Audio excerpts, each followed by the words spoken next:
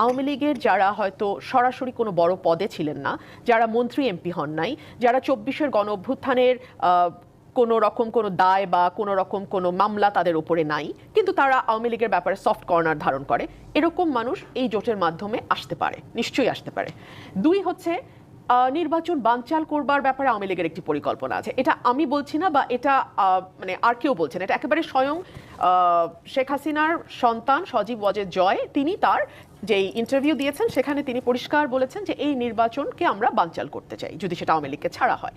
So এই জোটের মধ্যে দিয়ে আওয়ামী লীগ যদি তাদের কিছু ক্যান্ডিডেটকে পুনর্বাসিত করতে চায়, তাদের কোনো সমর্থককে তারা পলিটিক্সে আনতে চায়, তারা যে নির্বাচনটাকে ঘিরে কোনো রকম ষড়যন্ত্র করবে না বা নির্বাচনটাকে বানচালের কোনো চেষ্টা করবে না, এটা আমরা হলপ করে বলতে পারি না।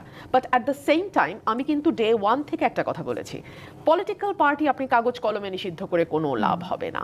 আমাদের আজকের আলোচনার টেবিলে হেলাল ভাই যে দল করেন সেই দলও কিন্তু শেখ হাসিনা লাস্ট মোমেন্টে নিষিদ্ধ করেছিল 14 জুলাই। এর আগেও কিন্তু মানে জামাত শিবিরের ব্যাপারে তাদের নিবন্ধন বাতিল করা ছিল। সো সকলভাবে চেষ্টা করা হয়েছে দলটিকে কোণঠাসা করে কর্নার করে একেবারে শেষ করে দেওয়ার, সেটা কিন্তু হয় নাই, পারা যায় নাই।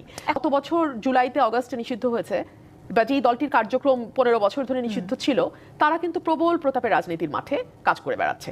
সো আপনি কাগজে কলমে নিষিদ্ধ করে কোনো লাভ হবে না যদি না মানুষের মন থেকে আপনি তাদেরকে সরাতে পারেন। মানুষের মন থেকে যদি আপনি দলটিকে মুছে না ফেলতে পারেন, আপনি যতই নতুন আইন আনেন, যতই নতুন করে আপনি তাদের নিষিদ্ধ করেন বা তাদের সাথে যারা অ্যালায়েন্সে ছিল বা তাদেরকে যারা 15 বছর সমর্থন দিয়ে গেছে, দেখুন সমর্থন যে দিয়ে গেছে এটা তো মানুষের কাছে স্পষ্ট।